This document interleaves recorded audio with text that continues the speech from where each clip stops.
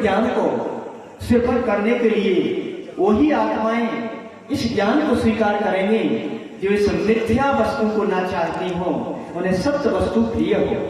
क्योंकि सत्य का सम्मान सत्य करता है, असत्य का सम्मान असत्य करता है।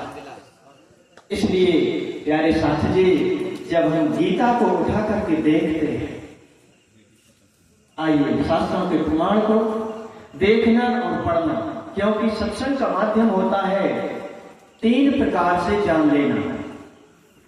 शास्त्र दृष्टियम गुरुर्वाक्यम तृतीयम च आत्मनिश्चयम।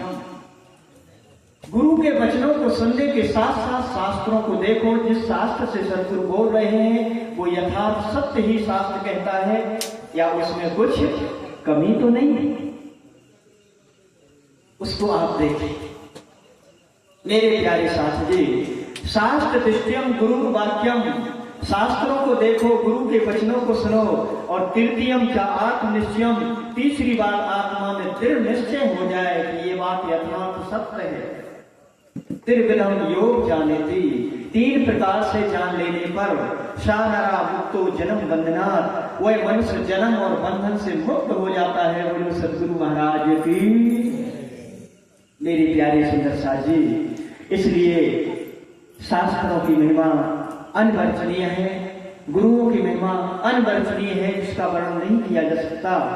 लेकिन फिर भी हमारी संत वाणी में कहा गया है, हमारे संतों ने लिखा है कि संत बड़े परमार्थी अपने अपने ठौर, पर परम विवेकी पारखी ते माथे के मोर।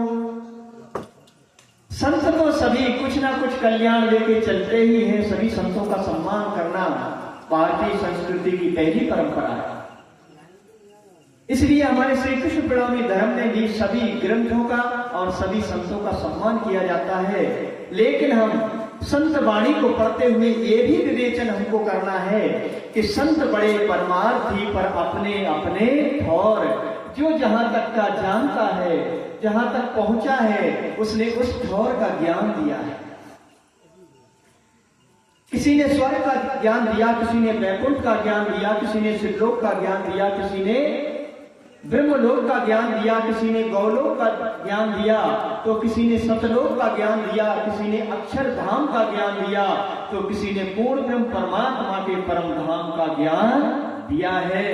तो हमारे संत तो सभी परमार्थी होते हैं, अपने अपने ठौर का ज्ञान लेकर के आते हैं। प्यारे साथी जी, ऐसे पूर्ण ब्रह्म परमात्मा के संतों का जब आप सम्मान करोगे, तो जैसे बच्चा जब पढ़ने के लिए जाता है, पहले केजी से शुरू होता है, केजी का गुरु मिलता है, इसके बाद जूनियर में पहुंचता है, जूनियर का गुरु मिलेगा, जूनियर का विषय मिलेगा, इसके बाद हाई स्कूल का गुरु मिलेगा, विषय भी बदलेगा और गुरु भी बदलेगा, इसके बाद इंटर में पहुंचेगा, विषय भी बदलेगा और गुरु भी बदलेगा, इसके बाद बीए, बीएससी डिग्रियां जब करोगे तो प्रोफेसर लोग आपको पढ़ाएंगे, तो विषय भी बदलेगा और गुरु भी बदलेंगे।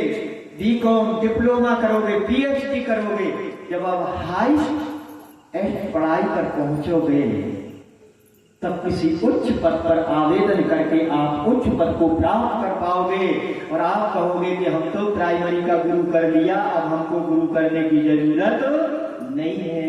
यही हमारा एक सीमित ज्ञान मानव को त्रिगुण की फांस में बांध देता है। और हम रोज स्तुति बोलते हैं कि त्रिगुण फांस के फंद पड़े थे सो फंदा निर्वारे, अब बारी बारी जाऊं मैं अपने यहाँ पर।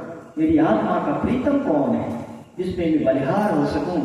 तो हम चाहते हैं एक आत्मा के प्रीतम के विषय में एक सुंदर सा भजन हमारी सुंदर पालकी जो भजन सम्राट के रूप में श्री कृष्ण प्रणामी धर्म में जाने जाते हैं। मेरे प्यारे सुंदर साथी, वो एक पूर्ण ब्रह्म परमात्मा की महिमा के विषय में श्री कृष्ण प्राणनाथ कौन है, इनकी क्या महिमा है। जैसे अभी कहा गया है, कोट कोट ब्रह्मांड के कर्ता सोया को ध्यान लगावे। करोड़ों करोड़ों ब्रह्मांड के त्रिदेवा जिनका ध्यान धारण करते हैं, ऐसे वो परब्रह्म की लीला का सुंदर शब्दों में गुणगान करेंगे। बोलो कृष्ण कन्हैया लाल की।